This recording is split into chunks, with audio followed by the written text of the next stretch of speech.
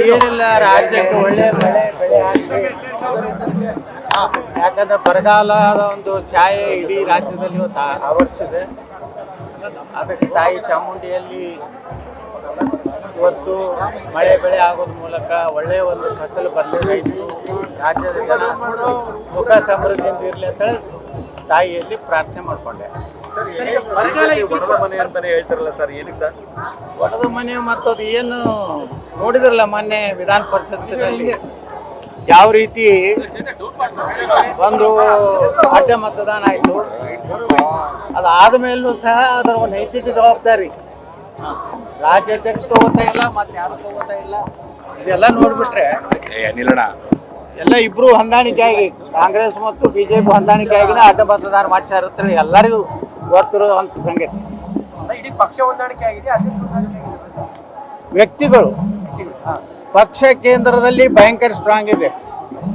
ಇಡೀ ದೇಶದಲ್ಲಿ ಕಾಂಗ್ರೆಸ್ ಅನ್ನ ಅತ್ಯಂತ ಉಗ್ರವಾಗಿ ಕಠಿಣವಾಗಿ ಇವತ್ತು ಅಲ್ಲಿ ಹೋರಾಟ ಮಾಡ್ತಾ ಇದ್ದಾರೆ ಎಲ್ಲ ರಾಜ್ಯದಲ್ಲಿ.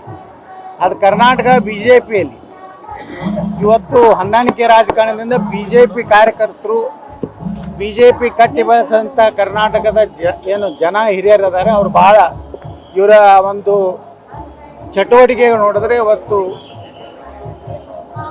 ಬಹಳ ಕೆಟ್ಟ ಅನಿಸುವಂತ ಪರಿಸ್ಥಿತಿ ಕರ್ನಾಟಕದಲ್ಲಿದೆ. ಏನ್ ನಮ್ಗೆ ಗೊತ್ತಾಗ್ತಾ ಇಲ್ಲ. ಅದನ್ನೇ ಹೈಕಮಾಂಡ್ ಗೊತ್ತಿದೆಯೋ ಇಲ್ಲೋ, ಅಥವಾ ಕೊನೆಗೆ ಇನ್ನೂ ಟೈಮ್ ಇದೆಯಲ್ಲ, ಅಕ್ಟೋಬರ್ ನವೆಂಬರ್ ಅಲ್ಲಿಗೆನೆ ಅಂತ್ಯ ಮಾಡ್ಬೇಕಂತ ಇದ್ರೂ ಇರ್ಬೋದು. ಇಲ್ಲ, ಹೈಕಮಾಂಡ್ ಏನು ವೀಕ್ ಇಲ್ಲ.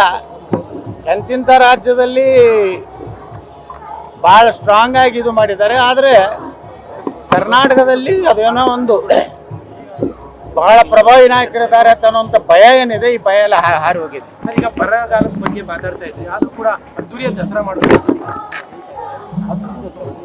ನೋಡಿ. ಇವತ್ತು ದಸರೆ ಬರುವವರೆಗೇನು, ಈಗ ವಿಜಯದಶಮಿ ಬರುವವರೆಗೂ ಆ ಭಗವಂತ ಒಳ್ಳೆ ಮಳೆ ಬೆಳೆ ಕೊಡ್ಬೋದು ಅನ್ನೋಂಥ ದೃಷ್ಟಿಯಿಂದ ಇವತ್ತು ವಿಜೃಂಭಣೆಯಿಂದ ಮಾಡ್ಬೇಕನ್ನೋಂಥದ್ದು ಏನಿದೆಯಲ್ಲ, ಆ ವಿಜೃಂಭಣೆಯಲ್ಲಿ ಮುಂದಿನ ದಿವಸಗಳಲ್ಲಿ ಆ ದೇವರ ಅನುಗ್ರಹ ಏನಾಗ್ತದೋ ಅದ್ರ ಮ್ಯಾಗಿಂದ ನಿರ್ಣಯ ಮಾಡಬೇಕು.